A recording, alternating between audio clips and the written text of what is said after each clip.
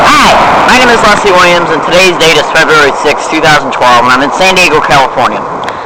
I'm a target of organized stalking, which is also known as gangStalking.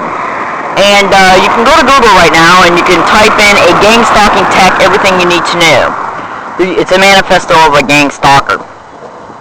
Now, there used to be a manifesto on Peace Pink's webpage, but it appears that it's been taken off. But you can find it if you go to Google and type it in. Trust me, you'll find it.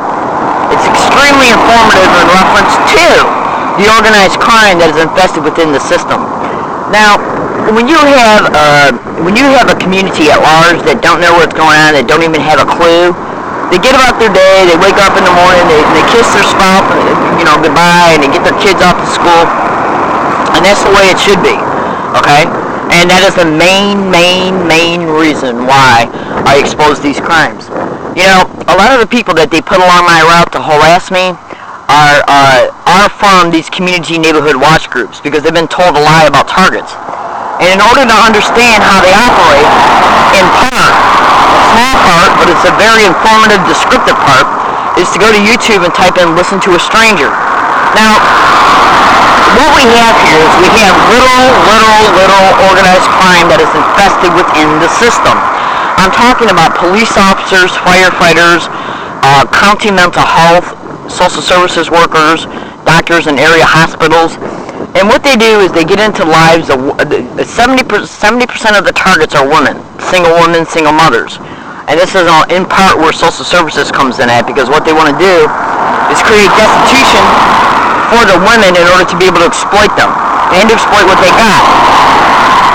So when we look at these types of expeditions and we come to understand through research and by listening to targets of these crimes, then what we can do then is able to make an accurate summarization in reference to what's really going on. Now, I'm aware you don't know me, and that's okay, because I'm not important in this campaign anymore. What's important is what I'm saying. And I don't make the best videos. I'm a little video shy, and sometimes I'm lost for words.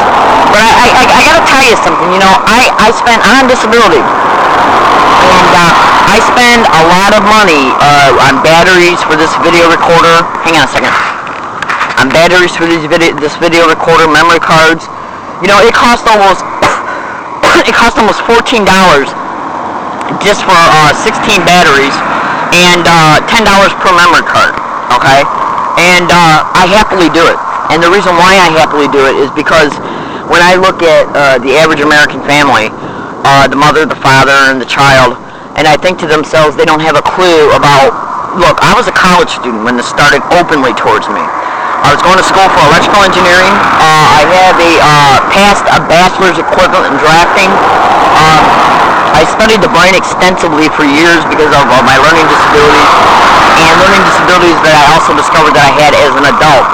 And so since these learning disabilities were compromising the quality of my education, I went to the library and studied extensively for over 4.5 years periodically the brain, in order to be able to deduce how to effectively develop strategies in order to limit the deficits of having a learning disability.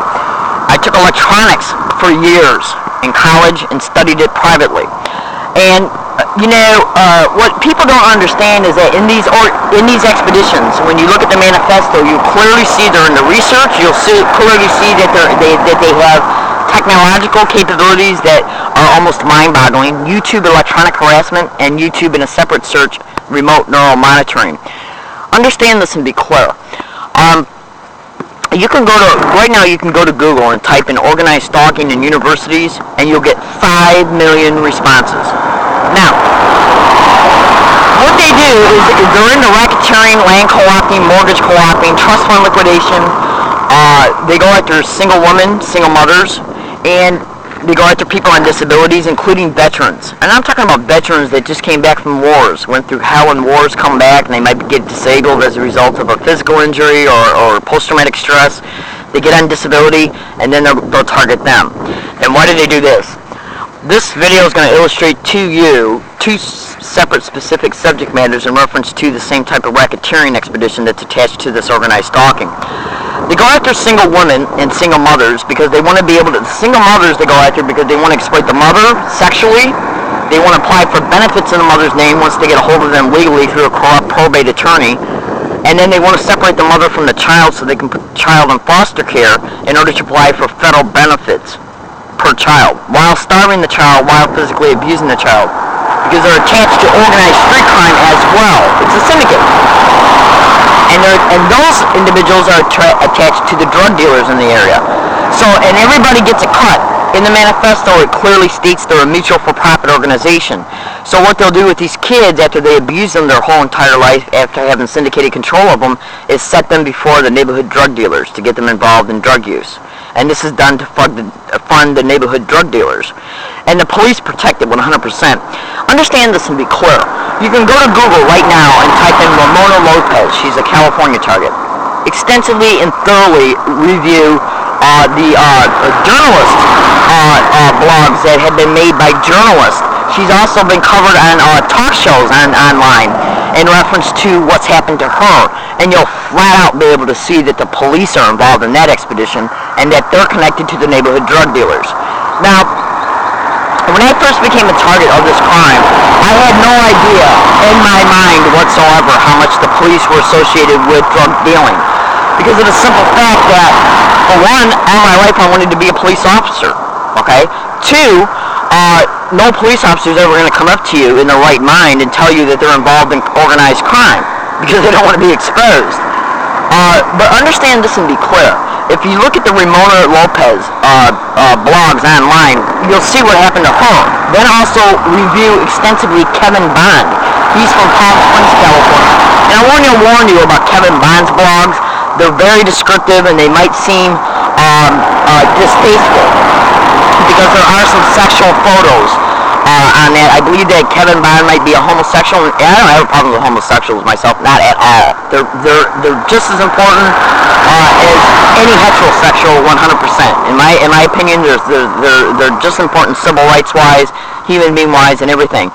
But you know, the average person who's a heterosexual, when they see Kevin Bond's photos, they might get turned off and not even and automatically dismiss what he's trying to say.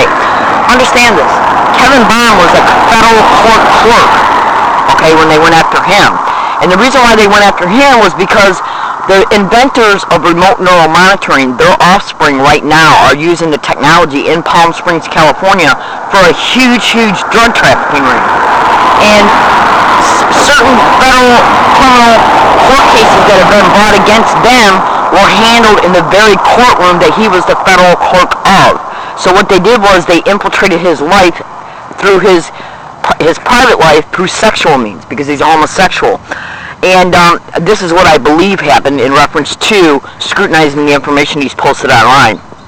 And so as a result, they ended up implanting him, just like Ramona Lopez was. And then what they do is they use the remote neural monitoring implant, which is a transreceiver implant. It transmits and receives your evoked potentials. Okay? And as a result, they're able to monitor what they are. This technology can also literally ascertain old neural information in old neural networks and in memories. So what they wanted to do was get a hold of him in order to treat him like a literal file cabinet in reference to the court cases that had been brought about towards this family, okay, on previous dates. So they could scrutinize the information and use it to aid and abet in their defense. And so they went after him. They targeted him, and he's been running all over Palm Springs. They've totally destroyed his life. He's been gang-stalked and organized stalked ever since they implanted him. They had him raped. And these are the kind of expeditions, and this is why. Google right now on YouTube Jesse Beltran. He was a firefighter, and I guess an ex-police officer in Sacramento, California. And from what I'm understanding in reference to his credentials, he's educated. And I guess he witnessed some law enforcement beating to death an individual who supposedly, I don't know how much of it is true, who supposedly kidnapped the child and then ran from the police when they were tailing him. And when they caught up with him, they beat him to death. And at that time, Jesse Beltran was a paramedic, and he witnessed the whole entire thing and then tried to restitute. He tried to save the guy's life, but he was already gone. And whether the guy was a pedophile or not is disgusting. I mean, if he was a pedophile, we all know, average American citizens know how we feel about pedophilia. We want to take him somewhere and beat the shit out of him. True.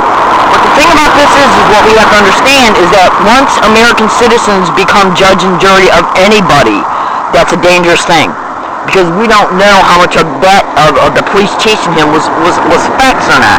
Because of the simple fact you can't even trust the police anymore in reference to the organized crime. And understand this and be clear, because this is a very important detail. It's extremely important.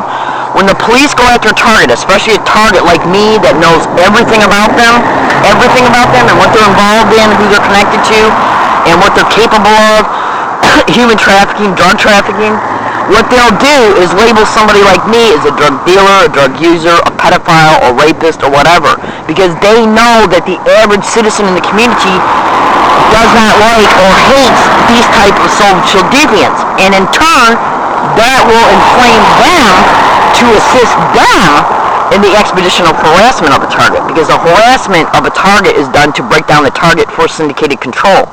That's why they create homelessness of a target. They create homelessness to create the destitution to exploit the target. Okay? And then they get individuals in the community to assist them in the harassment based on the lie that they're fed about the target. And this is what they do. Excuse me. And if you don't believe what I'm saying, for a preliminary introduction in reference to the descriptions of what I'm saying, go to www.gangStalking.com and thoroughly review their webpage and then their techniques page. It flat out says what they do in reference to what I just described. And go to YouTube and listen to a stranger. The YouTube title, Listen to a Stranger.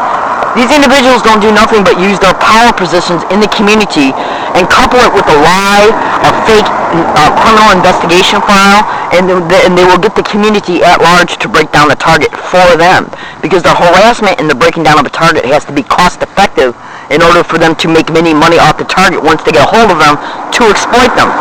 And this is where a target's finances are taken over legally through a syndicated probate attorney they're attached to. This is organized crime within the system, DA's office, prosecutor's office. And these are the expeditions that they use in order to break down a target. And the expedition in order to break down a target has to be cost effective so they can make money off the target once they get a hold of them. This is also about Medicare exploitation. Because once they get a hold of the target through a syndicated probate judge and a syndicated lawyer, what they'll do is situate them in a syndicated group home and then create all types of incidences and accusations against the target in these groups home, blame them for the incident, and then tell them they got to go into the hospital because they're acting out. And this is where the Medicare is built out of thousands and thousands and thousands and thousands of dollars. And all of that money is kicked back to the participants that participated in the pipeline in the target to the hospital. The doctors that played a role in it, a small part of the administrative staff that did the billing, and the individuals that run the group homes. Then they'll exploit the target sexually for money. So this is, and they'll take over this target's Social Security disability as a result of the syndicated probate attorney making them a ward of the state and then assigning them to a syndicated group home. So they're making money off that, taking over the Social Security disability benefits or applying for benefits in their name. Then they exploit the Medicare, and then they exploit the target sexually. Money off of 3 ways. And this exploitation is non-stop once they got a hold of the target. We're talking about physical brutal assaults, rape in these homes. And the target is harassed on a non-stop basis in these homes daily, 24/7, through electronic harassment and through the syndicated members that they have in these group homes. I'm going to stop this digital audio file because the individual is coming my way right now. He looks homeless. He's carrying a bunch of stuff. I'm going to see if any problems ensue as a result of this individual approaching me. Today's date is March 6, 2011, or 2012, Leslie Williams, San Diego, California. The San Diego police are directly involved in this crime.